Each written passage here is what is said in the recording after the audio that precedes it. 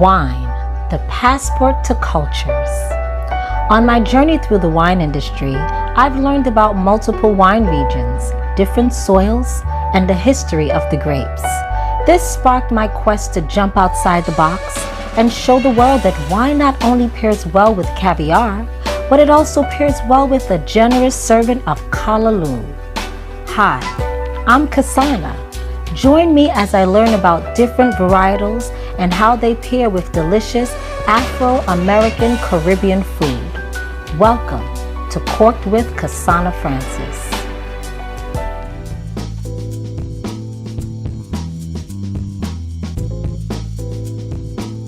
Welcome to the series premiere of Korked with Kesana Francis. Today I visit Heart and Hands Wine and Company, a charming hillside vineyard with cozy influences.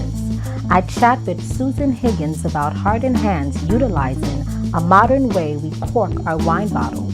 Their wine corks are not only earth-friendly, but chic and classy.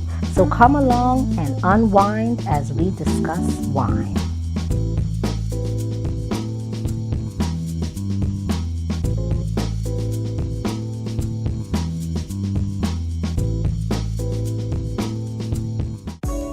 Hi, welcome to Korked with Kesana, and today I am speaking with Susan Higgins.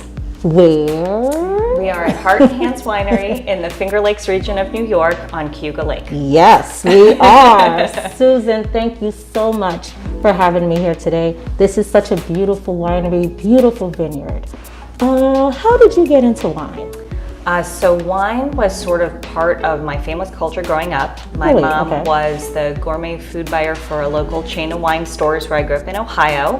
And if I wasn't on the soccer field on a Saturday, I was in the wine shop in the tasting room eating the cheese and the chocolate while all the grown-ups tasted the wine. Cheese, chocolate, wine. I mean, that's a party itself. Yep, absolutely. So did you attend any college or any special certifications? So my background is actually a business background. I went to Ohio State for undergrad and NYU for my MBA. And I, before we started the winery, was a strategy consultant for the pharmaceutical industry. So totally different, totally different from wine. My husband and business partner had a similar background. He went to Bradley University in Peoria, loved wine, like was in a wine club in college, which all his friends kind of thought was weird. In college? In college. Wow. But just 2 bottles a month from California value wines. Both of us were passionate consumers of wine, and when we met, we certainly enjoyed, going out to dinner, sharing bottles of wine. And he spent his high school years in this region, in the Finger Lakes. In the Finger Lakes region. But when he grew up, like winemaking as a career was not really certainly a thing that I think his parents were pushing. He has an accounting and IT degree. Of course. But as we moved down to New York City in 2001, we would come up to the Finger Lakes for vacations and kind of started thinking about what do we want to do these corporate jobs for the rest of our life, and started sort of exploring this.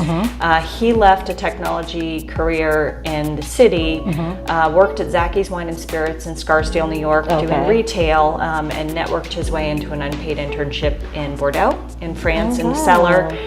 Worked there for about 3 months, then came back to the States, worked a harvest internship out at Calera Wine Company in California.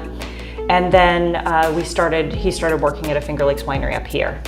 During that time I was working, I finished up my master's and I was starting up the pharma career with the strategy firm that I was with, and we decided to begin exploring our own project, and that's what led us here. And led you here, and you laid down your roots, and now you're part of this Finger Lakes wine community. That is so awesome. Thank you. So Susan, a little birdie told me that you produce Pinot Noir. Yes. Yeah, so Pinot Noir, when we first started, my husband Tom, our winemaker, is That's the only thing that he wanted to do, which is a little crazy. There's not that much of it planted in the Finger Lakes. That's what sparked my interest. Yeah, not much of it in New York State. In fact, you'll see from a vinifera perspective, you'll probably taste a lot of lovely Riesling while you're here. Cabernet Franc is kind of the red that's probably vinifera that's the most planted. But Pinot Noir is a thin-skinned grape. It is something that is challenging to grow. It has very tight clusters, and so you really have to tailor your vineyard management to it. Here at Heart and Hands, that will be the under canopy management. So I was mentioning with no herbicides, we still have to keep it clean under the canopy. So we're either using a mechanical implement called a Ranieri that pops in and out of the rows, or when you get close to the rows, you're doing it by hand. Hand picking, Heart and Hands. Heart and Hands, and that's why the name is what it is. There's a lot of passion, but there's a lot of hand labor that goes into making the wines. Leaf pulling by hand in order to clear out the leaves from the fruiting zone in the Pinot, because you're wanting to get air flowing through that canopy to keep those Pinot Noir grapes healthy, and that means it's expensive to farm. I could imagine. And you can't, Riesling, you don't have to do all of these things, you have to do some of them. And the other grapes are a little bit more forgiving if you're not doing that. So it's sort of the especially grape, especially challenging to farm, a little bit more susceptible to some of the diseases, and so you're really having to probably elevate your viticulture and the way you're caring for the grapes in order to get good results. So we do that here. We work with about 3 or 4 other growers in the Finger Lakes, all in the Finger Lakes, on Skaneateles Lake and on Seneca Lake. We source some Pinot Noir from there. And so the beauty of Pinot Noir is it speaks of the place that it is grown. And so what's really cool about that is when we are working with our estate vineyard fruit, that is going to have a very distinctive profile. When I'm working with fruit from Anthony Road Winery, Nut Road Vineyard, it's going to be different. When I'm working with Hobbit Hollow on Skaneateles Lake, that's higher altitude, so that's going to smell and taste different. Exactly. And so as winemakers, what Tom does, as a winemaker, will work with each of the vineyards separately. Yes. So everything is always picked by hand, 100% picked by hand. And then we originally used something called an optical sorter. Originally back in the day, I've already forgotten about the hand sorting we used to do because blocking it out. But between 2006 and 2016, we sorted all the fruit by hand. So the fruit would be picked by hand, it would come here, and then you would pull off any berry that was flawed, any problem in any way. So it would be a bunch of us lined up around this vibrating sorting table. That's a workout. It is a workout. And we hit a point where you realize you're just not going to be able to make more wine. You can't scale it. And so we started looking at technology. So in 2017, we leased an optical sorter. And what the optical sorter does is it has this lovely panel of cameras. We gently destem everything. The berries roll down this conveyor belt. The cameras look at all of the berries, and they look at color and they look at texture, and they only let the good stuff go through.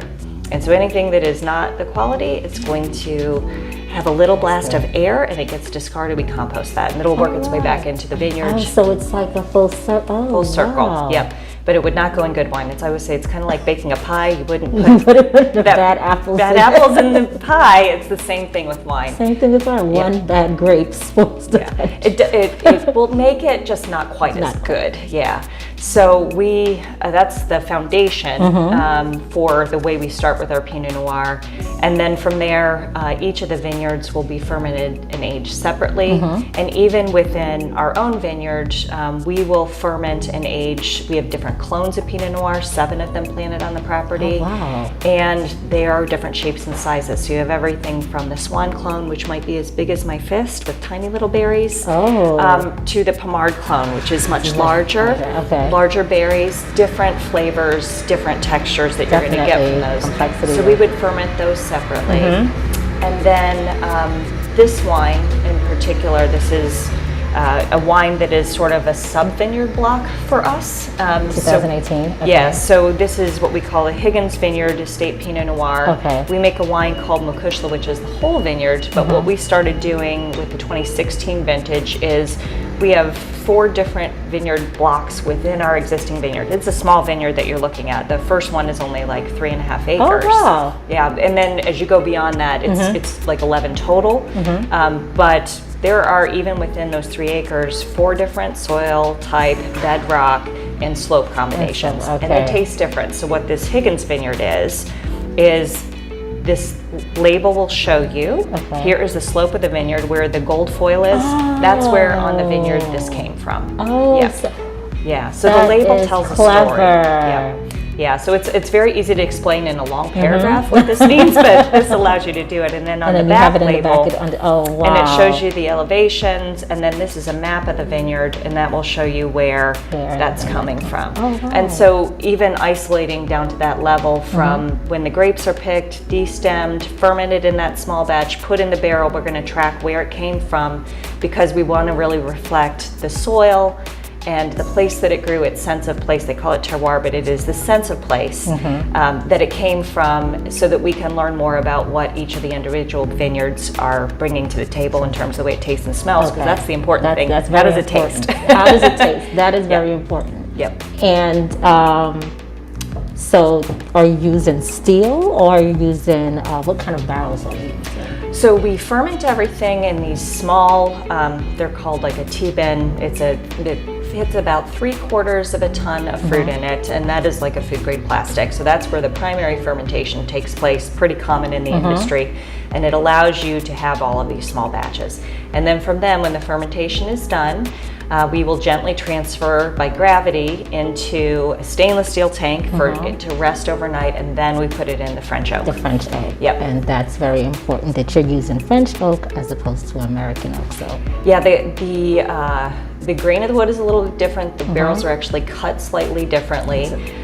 We get our barrels from a cooper in France called Francois Frere, and full disclosure, my husband is a sales rep for them for the East Coast. But it is primarily to make sure that a full container of those barrels comes through the port in New York instead of going all the way around to California, and then you pay more to truck it across the country. that is smart. So That is smart that and I see why you use French instead of American oak from California, which makes a big difference, and it's easy on the pocket. So yeah. And then the flavor profile that you're going to get from that is going to be a little bit more like just a hint of exotic baker spice, little cinnamon and cloves. But at this point in our cellar, a lot of our barrels have been used before. So the mix of new oak that we're bringing in every single year might be 15 to 20%, sort of depends. The ratio will depend on the wine that we're making.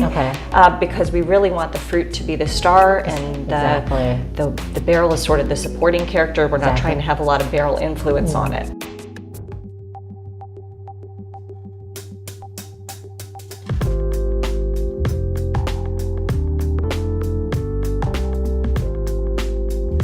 So this is a wine that I wanted to share with you today. This is our Mokushla, which is a Gaelic word. The real translation, the pure translation, is my pulse or my heartbeat. And the informal translation is my darling. So it is a symbol of our connection with the vineyard that's outside, translating towards the wine. So this is my husband's flagship wine. He named it. And this is from the 2018 vintage. It's from the vines that we just walked through outside. And I would like to share a taste of this with you. Of course. Thank you so much. You're welcome. And that I just pulled out, we actually seal everything with glass closures, so you do not have to worry about cork taint. I know a lot of people. And it's also very easy to open. Easy to open. And the oxygen transfer rates are consistent, so a better chance of protecting Beautiful the color. So the Mokushla. Beautiful color. Yep. And a hand-picked Pinot Noir, using the optical sorter to clean up any of the grapes that didn't make the cut. 23% stem inclusion in the fermentation, and it was aged in French oak for about 18 months. So enjoy. Well, thank you, and cheers. Cheers.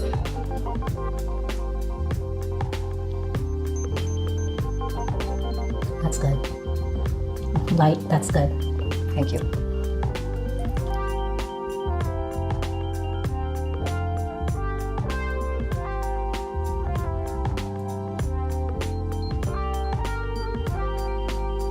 So we are now at the point where the vines are shutting down. We have a little bit of greenery left, but the vine is becoming dormant, and they'll store carbohydrates over the winter, and that's what's going to help us survive. The other thing that you're seeing, you'll see this earth that's sort of mounded up. So in our region, it's really common to do something called hilling up. And so he's gone through with the tractor in the past couple of days, and essentially you run a blade and you mound up that earth around the graft union, and that keeps the vine safe over so winter. That keeps, Yes. So you wouldn't see this in warmer climate regions of the world. It's not necessary, but it is something that's in the Finger Lakes. So this here. is something that's very important for the Finger Lakes. Very important, and you'll probably see, we've had a lot of rain recently, so people probably a little bit behind on getting it done, but it's something that is important. It's important, okay. Yeah, so the block that we're in right now is 100% Pinot Noir, and we are in the Clone Calera section and Pommard. So the Clone Calera, when Tom worked out on the West Coast, he worked at Calera, and it's one of the clones that Josh Jensen originally planted out there. So it's that, and then we have some Pommard as well. But we planted all of the clones sort of evenly throughout the property. And so we wanted each of the little sub blocks that we have, which have different soil, to be able to have all of them, so we can kind of learn how they're doing on each of them. Nice. Yeah. Oh, the sun up here. I know. It's beautiful. Beautiful.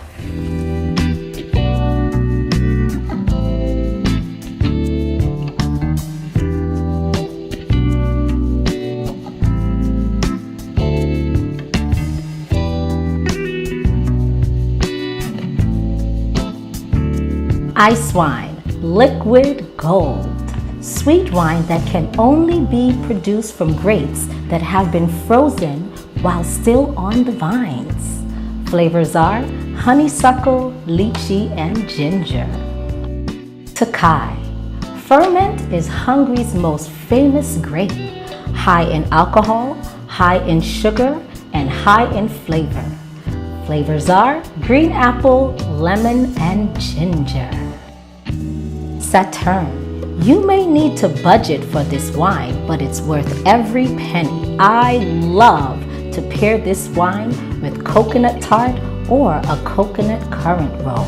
Flavors are honey, apricot, and butterscotch.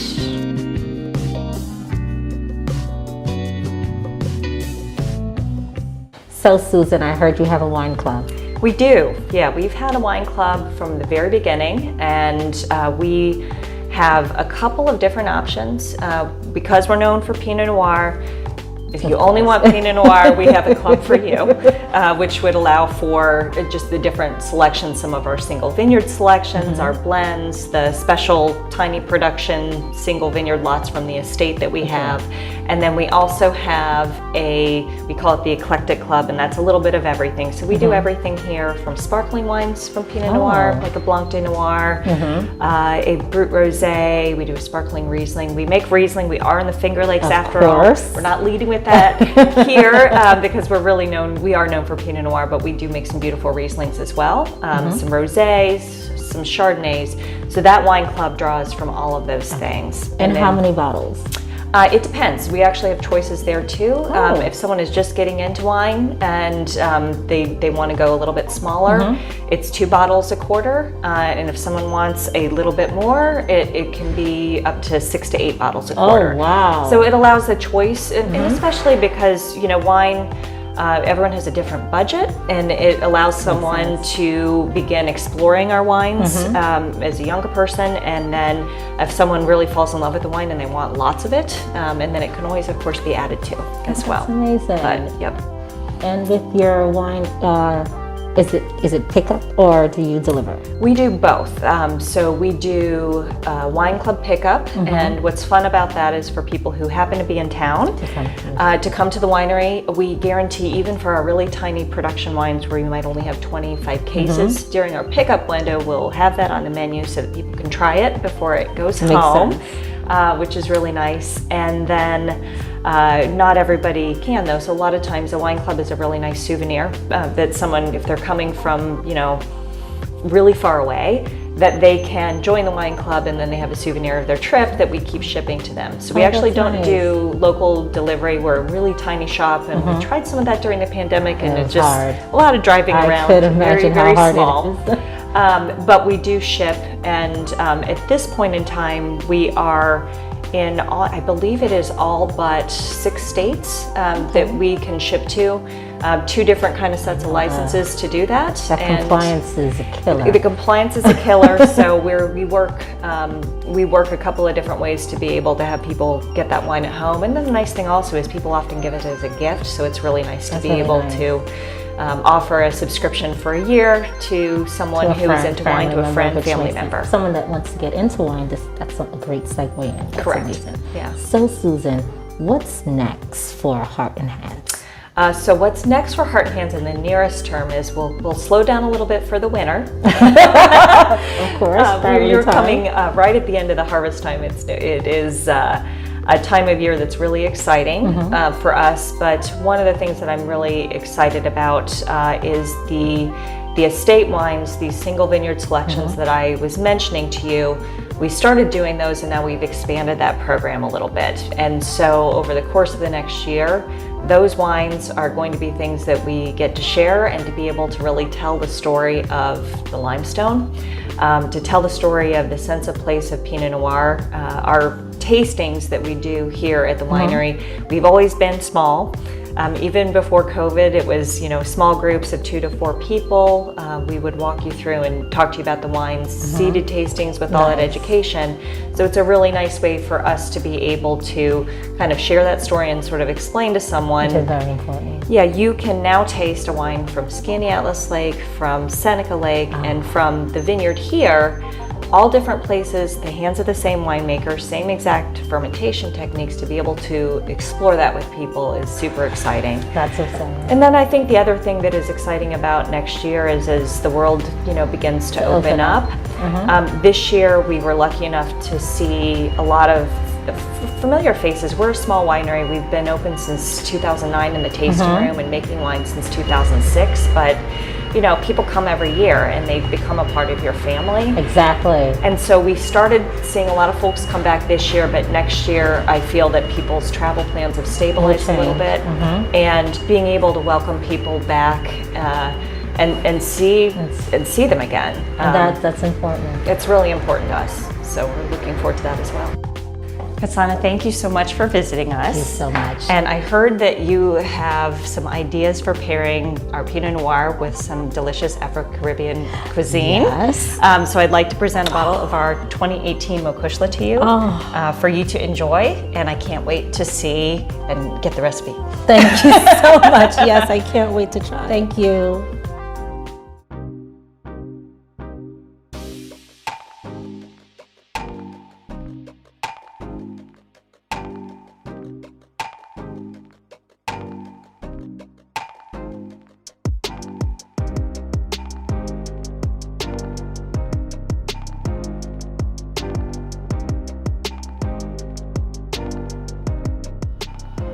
Hi guys, welcome to Friday Night Flights.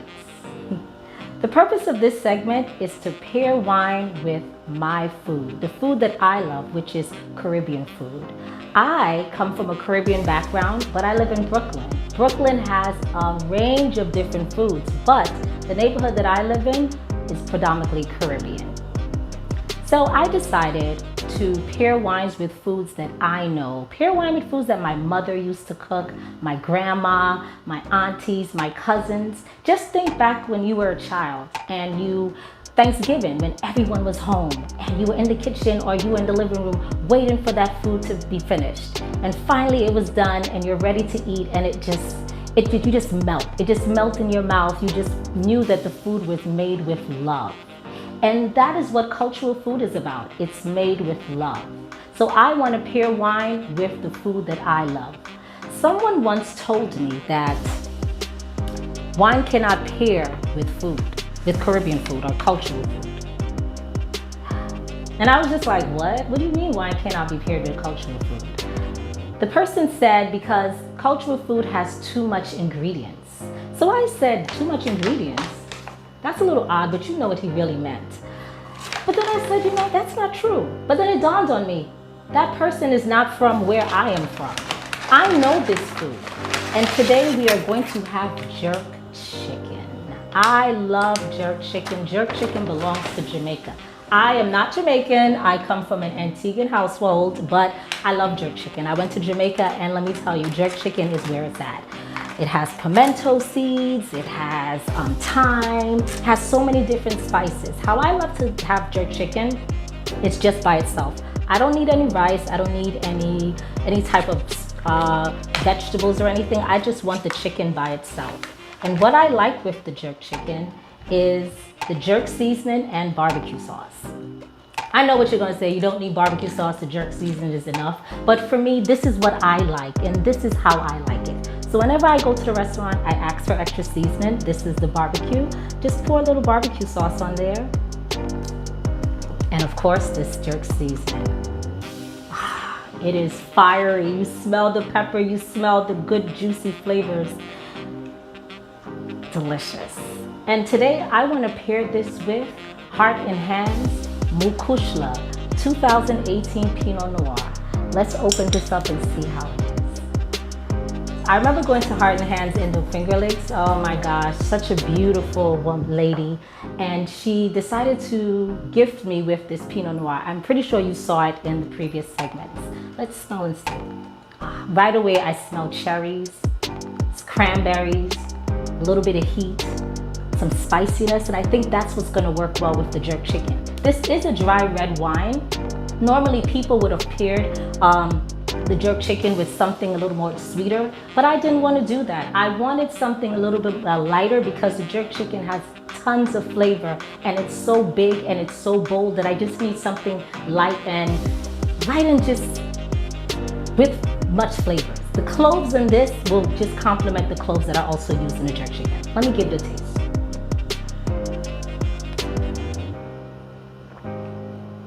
Cranberries just hit me.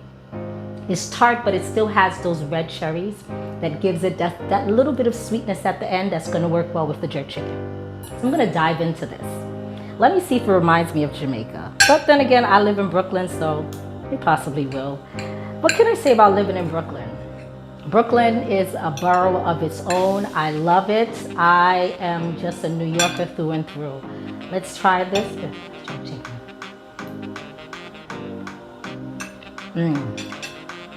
Jerk seasoning, very spicy, but the barbecue sauce kind of tames it.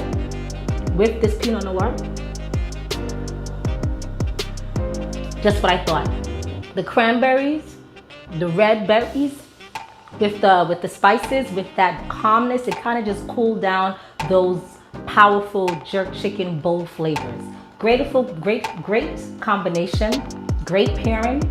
Give it a try. Go to your local jerk chicken restaurant, order get a bottle of Pinot Noir, go home and enjoy.